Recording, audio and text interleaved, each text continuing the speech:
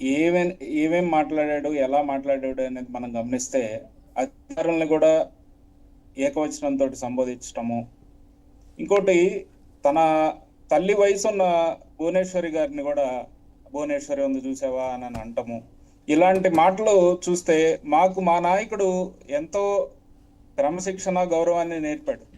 ఇది ఇతని జగన్మోహన్ రెడ్డిలో మచ్చుకైనా ఎందుకు కనిపించట్లేదు, పెద్దల పట్ల కనీసం గౌరవం ఎందుకు లేదు అని అనేది అర్థం కాని క్వశ్చన్. ఈ మధ్య కాలంలో తను లండన్ వెళ్ళి వచ్చిన తర్వాత నుంచి చూస్తే ఆయన మానసిక స్థితి కూడా ఏమన్నా పూర్తిగా చెడిపోయిందా అనేది ఒక డౌట్ వస్తుంది. ఎందువల్ల అంటున్నానంటే ఈ మాట, మొన్న ఒకసారి మీటింగ్ లో చూసినట్లయితే అదేదో లడ్డు అని అన్నాడు.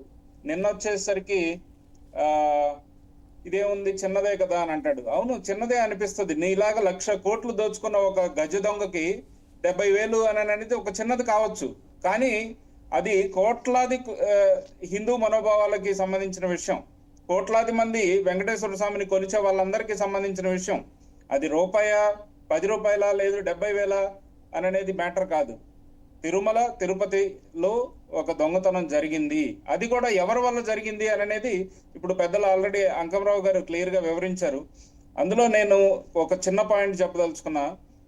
ఈయన జైర్ మఠంలో ఉండే గుమస్తాన్ని తీసుకొచ్చి పరకామణి దగ్గర పెట్టింది ఎవరు? అది వైవి సుబ్బారెడ్డి పెట్టారా లేదు అని, వైవి సుబ్బారెడ్డి ఏ టైంలో నియమించాడు అని అనేది కూడా మనకి ఇన్వెస్టిగేషన్ లో బయటకు వస్తుంది. ఇక్కడ ఆయన 25,000 జీతగాడికి ఇన్ని కోట్ల ఆస్తులు ఎక్కడి నుంచి వచ్చినాయి? సుమారు 100 కోట్లు ఆయన మార్కెట్ వాల్యూ చేసే ఆస్తులు ఆయన దగ్గర ఉన్నాయి. ఇవన్నీ ఎట్లా సంపాదించుకొచ్చాడు? అంకమరావు గారు ఇప్పుడు ఒక మాట క్లియర్ వ్యాలిడ్ పాయింట్ చెప్పారు. ఆయన అన్నట్లుగానే $9 అంటే ఏదో 72,000 అని అంటున్నాడు కదా. ఆ 72,000కి 11,40,00,000 ఏ విధంగా ఆస్తులు టీటీడీకి, అది కూడా నోటిఫికేషన్ కానీ లీగల్ టెక్నికల్ టర్మ్స్ కానీ ఏవి లేకుండా ఎలా బదలాయించారు? ఇవన్నీ మనకి ఆల్రెడీ విచారణలో ముందుకు వస్తున్నాయి. ఇకపోతే నిన్న అతను జగన్మోహన్ రెడ్డి ప్రెస్ మీట్ లో ఏవైతే మాట్లాడాడో వాటి గురించి మనం ఒకసారి మాట్లాడుకుంటే, పిన్నెల్లి సోదరులని అమాయకులని అంటాడు. పిన్నెల్లి సోదరులు ఏ విధంగా ఎలక్షన్ అప్పుడు బ్యాలెట్ బాక్స్ ని ధ్వంసం చేశారు. ఆ తర్వాత రీసెంట్ గా కూడా మనం చూస్తే వాళ్ళు సుప్రీంకోర్టు దాకా కూడా ఒక కేసు విషయం అయ్యి వెళ్ళారు. ఒక అన్నదమ్ములు హైదరాబాద్ లో వివాహానికి అటెండ్ అయ్యి పల్నాడు తిరిగి వస్తుండగా వాళ్ళ హత్య కావించబడ్డారు. దాని గురించి ఏ విధంగా సుప్రీంకోర్టు దాకా పోయినా కూడా రిలీఫ్ దొరకలేదు అనేది మనకు తెలుసు. ఇకపోతే జోగి రమేష్ విషయం చూస్తే, ప్రభుత్వం ఏ విధంగా మంచి పనులు చేస్తుంది, ఏ విధంగా ఇచ్చిన హామీల్ని నిలబెట్టుకొని ముందుకు సాగుతుంది, ప్రజల మన్ననలు ఏ విధంగా పొందుతున్నాయి అనేది తెలుసుకున్న తర్వాత, ఇదివరకు కల్తీ లిక్కర్ ఏ విధంగా అయితే వాళ్ళు సరఫరా చేసుకొని వాళ్ళ ఓన్ డిస్టిలరీస్ అయిన ఆధార్ లీలాకి సంబంధించి అందులో నుంచి ఎలాగైతే సరఫరా చేశారో, ఇప్పుడు మళ్ళీ అదే కల్తీ డిస్టిలరీస్ కల్తీ మద్యం తోటి ప్రభుత్వం ఒక ప్రతిష్టని దెబ్బతీయాలి అని చెప్పి జోగి రమేష్ ఏ విధంగా వాళ్ళతోటి చేతులు కలిపి, అది కూడా వాళ్ళు గెలిచిన 11 సీట్లలో ఒక సీట్ అయిన నియోజకవర్గంలో అయితే వాళ్ళ ఎమ్మెల్యే వాళ్ళ మన పెద్దిరెడ్డి రామచంద్రారెడ్డి అండదండలు ఇవన్నీ ఉంటాయి కాబట్టి ఎంచుకొని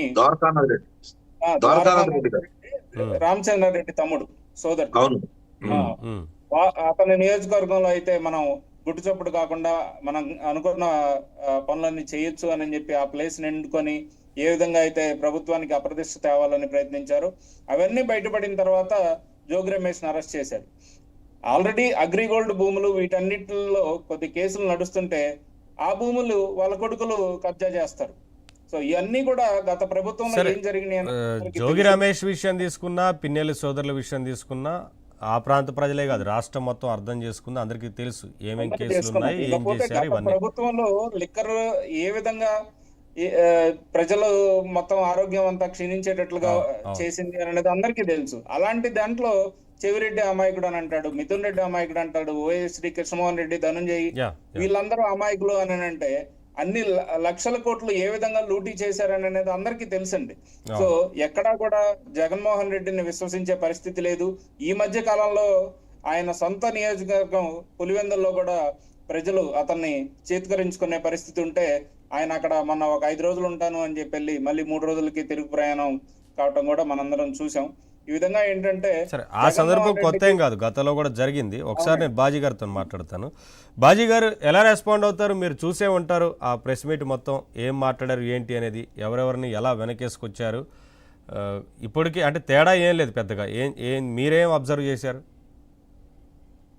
ముందుగా మీకు మన ఏబిఎన్ వీక్షకులకి అట్లాగే ప్యానల్ ఉన్న మిత్రులకి గుడ్ ఆఫ్టర్నూన్ అండి, నమస్కారం. నా ఆడియో క్లియర్గా ఉందండి? క్లియర్ సార్, మాట్లాడండి. ఇప్పుడు జగన్మోహన్ రెడ్డి గారు, నేను ఒకటే సూటిగా ప్రశ్నిస్తున్నాను. దాదాపు ఆయన 90 ప్రశ్నలు వేసాడు నిన్న ప్రెస్ మీట్ లో. ఉమ్, చాలా అంశాలలో ప్రభుత్వం ఫెయిల్ అయిపోయింది ఆ, అని ఆయన ఏదైతే ప్రెస్ మీట్ లో చెప్పడానికి ప్రయత్నం చేశాడు.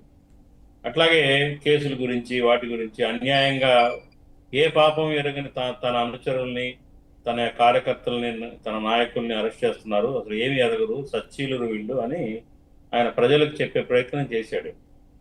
నేను ఒకటే సూటిగా ప్రశ్నిస్తున్నా, ఈ 95 ప్రశ్నలు నువ్వు అసెంబ్లీలోకి వచ్చి ఎందుకు అడగవు?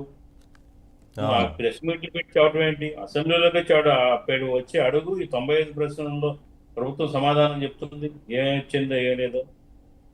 ఇది కేవలం ఏంటంటే ప్రభుత్వం మీద బురద జల్లటానికి జగన్మోహన్ రెడ్డి గారు సుదీర్ఘమైన ప్రెస్ మీటు తర్వాత ఒక తయారు చేసిన స్క్రిప్ట్ ని, ఆయన క్వశ్చన్స్ ని చదివారు. ఇప్పుడు ఆయన చెప్పారు కొన్ని విషయాలు, మిత్రులు వాళ్ళు చెప్పారు కొన్ని అంశాలలో, జగన్ గారు లేవనెత్తిన అంశాలలో కొన్ని, ఏదైతే పిన్నెల్లి అమాయకుడా, బ్యాలెట్ బాక్స్ ని ఎత్తి కింద పడేసి తొక్కి నాశనం చేసేవాడు అమాయకుడా? హ్మ్. ప్రపంచం అంతా చూసింది బ్యాలెట్ బాక్స్ ఎలక్షన్ లో ఏం చేశాడు. అదేమంటే